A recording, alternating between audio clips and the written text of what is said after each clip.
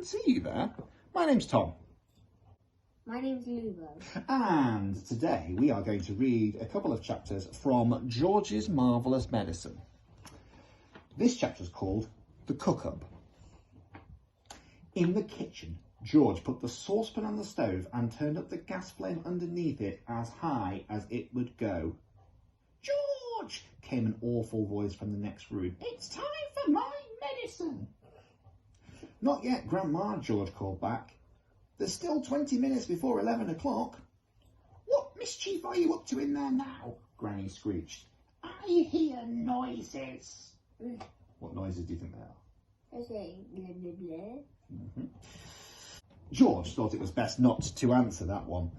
He found a long wooden spoon in the kitchen drawer and began stirring hard.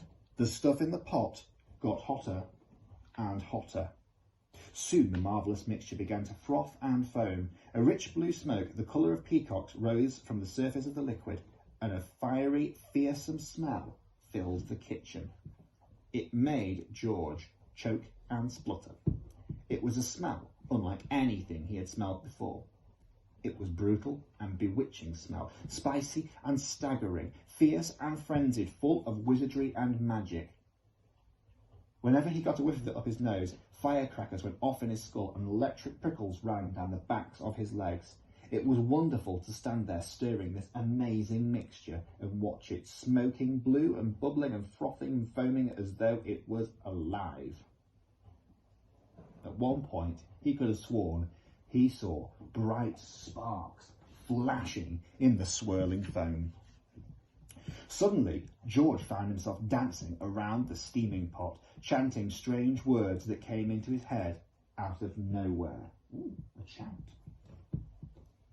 Fiery broth and witch's brew, foamy froth and riches blue, fume and spume and spoon drift spray, fizzle, swizzle, shout hooray. Watch it sloshing, swashing and sploshing, hear it hissing and squishing and spitting. Grandma, better start to pray. Oh, that doesn't sound like it's going to be good for Grandma, does it? Oh, and the next chapter now called Brown Paint. George turned off the heat under the saucepan.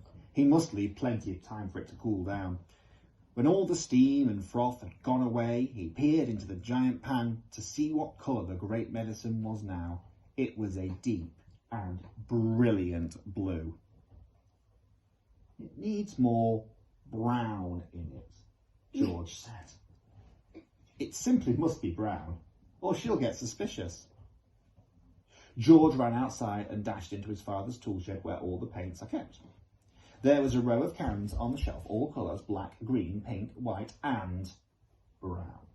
He reached for the can of brown. The label simply said, "Dark brown gloss paint, 1 quart. He took a screwdriver and prized off the lid. The can was 3/4 full. He rushed back to the kitchen. He poured the whole lot into the saucepan. Do you think that's going to taste very nice with brown paint in it? No. I don't think so. I think like brown stuff is better than brown paint. Brown stuff? What brown stuff would you put in it? I put like, I don't know. Gravy? Gravy. Bit of gravy in there, a few gravy granules, yeah. Anyway, he poured the whole lot into the saucepan. The saucepan was now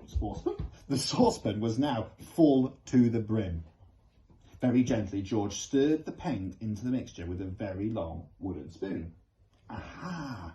It was all turning brown, a lovely, rich, creamy brown. Look. "Where's that medicine of mine, boy?" came the voice from the living room. "You're forgetting me. You're doing it on purpose. I shall tell your mother."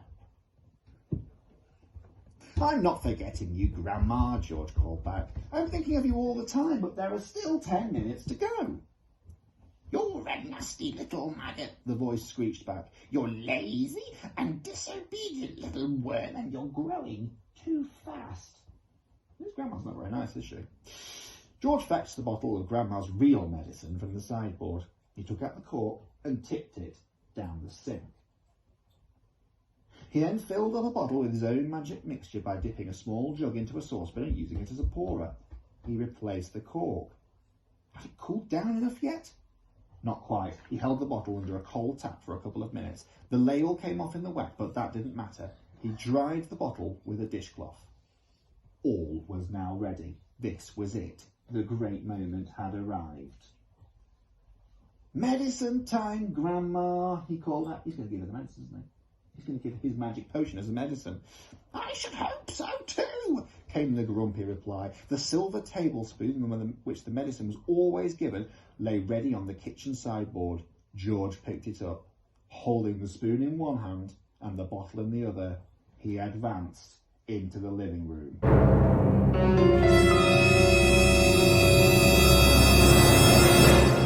I don't think that's going to end very well for Grandma, but we'll have to find out next time. Thank you for listening to both me and Lubo, and we'll see you again very soon. Bye-bye.